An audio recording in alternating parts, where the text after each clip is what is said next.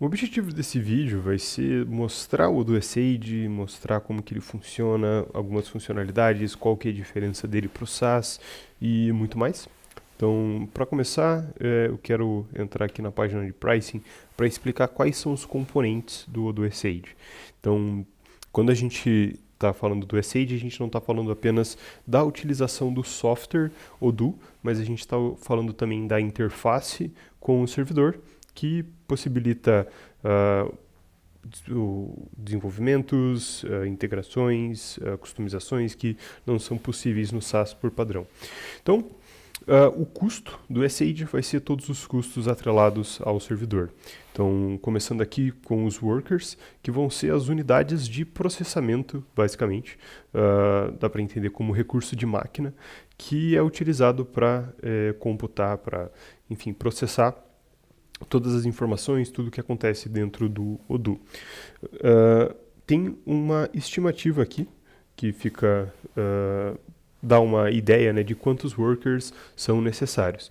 Então, no geral, aqui o Odoo recomenda que sejam utilizados um worker para cada 25 usuários internos, então 25 usuários pagos, e a cada 5.000 usuários de portal, então 5.000 acessos ao site, ao e-commerce, ao blog, né, usuários não pagos.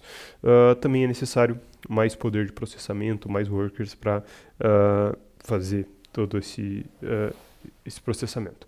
Então, esse worker tem um custo, quanto mais workers você precisar, então o custo vai ser atrelado. Então, o segundo ponto é o storage, então isso daqui é quanto de qual que é o tamanho do banco de dados, quanto de informações podem ser registradas. Isso também vai ser um componente aqui que vai ser somado para compor o valor final. Aqui também tem algumas indicações da Odoo. Aqui, quando a gente coloca os valores totais, a própria Odoo recomenda alterar o tipo de hospedagem. Então, terceiro componente aqui, a hospedagem, que basicamente vai dizer se o servidor que está processando, o servidor que está hospedado, o teu sistema, o teu Odoo, é um servidor que está disponível apenas para você ou está disponível para outros usuários também. Então, isso daqui dá para entender como um container, né, onde é processado, e esse container ele pode mudar de localização por questões aí de cloud, enfim, questões mais técnicas, mas basicamente se a gente tiver uma hospedagem dedicada, a gente vai ter a opção de utilizar maiores recursos, tanto de workers quanto de storage, porque a gente vai ter aí um servidor dedicado apenas para a gente, que também não vai mudar de endereço de IP. Então, caso você queira conectar o seu Tableau, o seu Power BI diretamente no banco de dados do Odoo, você vai precisar de uma hospedagem dedicada, porque numa hospedagem compartilhada, sempre que alterar o IP da máquina, a conexão vai cair, você vai precisar refazer essa conexão. E o último componente, a quantidade de ambientes de teste ou de branches de staging que vão estar disponíveis para testar novos desenvolvimentos, testar fluxos funcionais e muito mais. Então, esses daqui são os custos, os componentes utilizados para o Odoo Essage. E desses daqui, o único que é atualizado automaticamente é o armazenamento, o tamanho do banco.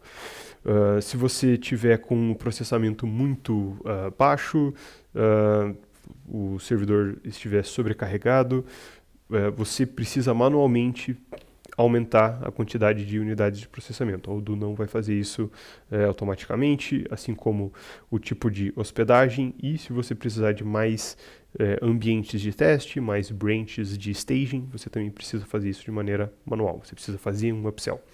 Agora, imagina que você tem um e-commerce, esse e-commerce está recebendo acesso e de repente o tamanho, os dados o banco atingiu o seu limite e tem um cliente que está fazendo uma compra.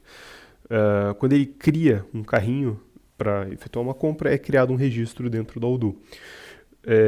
Se a Odoo não atualizar isso automaticamente, se a Odoo não expandir o tamanho do banco de dados, esse cliente não vai conseguir efetuar uma compra, não vai conseguir criar um carrinho, porque o banco não tem espaço para armazenar esse registro. Então, esse é um parâmetro que é atualizado automaticamente para atender essa demanda, né, em tempo real. Então, a mesma coisa para usuários internos, se eles estão criando registros, se eles estão fazendo alguma operação dentro do Odoo, eles não podem ser impedidos de trabalhar por conta do tamanho do banco. Então, esse é um parâmetro que a Odoo naturalmente vai atualizar sempre que precisar.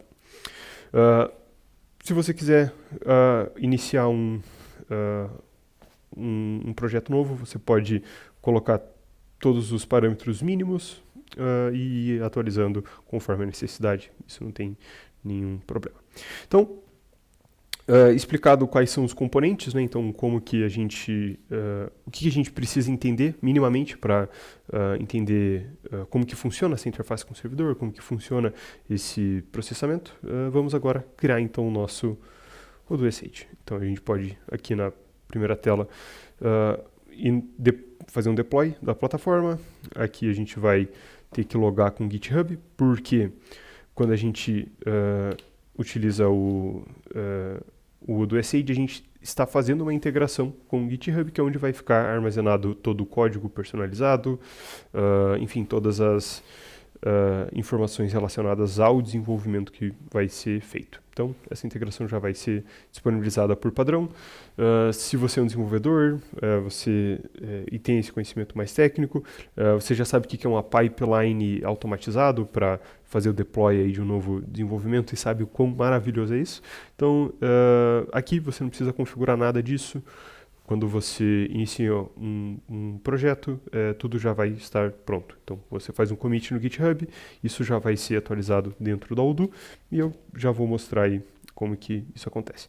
Então, a primeira coisa, a gente vai selecionar um repositório existente ou um repositório novo. Aqui eu vou criar um repositório novo, chamado myodoo S8. Selecionar a versão. Então, aqui a gente tem a versão atual, a mais recente, e duas versões estáveis anteriores. Então, por padrão, o Odoo sempre dá suporte a 3 versões, ou disponibiliza, né, essas 3 versões. E a gente precisa de um código de assinatura para criar essa base de dados. Eu vou passar aqui o meu código. A gente pode fazer um ping teste aqui só para verificar onde que tem a melhor performance, onde tem o menor tempo de resposta de servidor.